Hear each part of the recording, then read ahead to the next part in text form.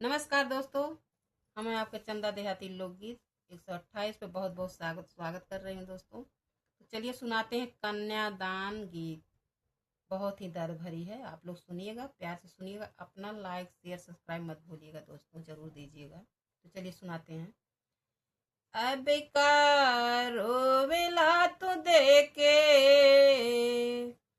अब का रोवेला तू देके कन्यादान बाबूजी, जब बना दिहला तू घर के मेहमान बाबूजी, जब बना दिहला तू घर के मेहमान बाबूजी।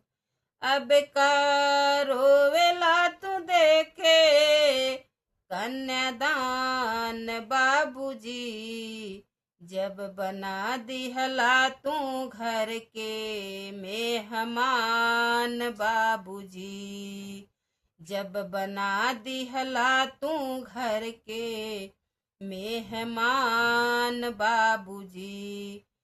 सोचले न रहली की होई विदाई, छूट जाई घरवा दुआर बाप माई।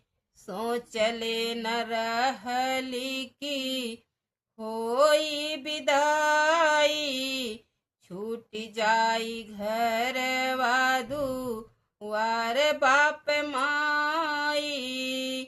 हमसे छीन लिहलायापन, हमसे छीन लिहलायापन पहचान बाबूजी, जब बना दिहला तू घर के मेहमान बाबूजी, जब बना दिहला तू घर के मेहमान बाबूजी। माई के अचरा के प्यार हमसे छूटल, गौआ नगरिया के लोग सब छूटल। माई के अचरा के प्यार हमसे छूटल, गौआ नगरिया के लोग सब छूटल। हमके बुझी इतना, हमके बुझी इतना नादान बाबूजी, जब बना दिहला तू घर के मेहमान बाबूजी, जब बना दिहला तू घर के मेहमान बाबूजी।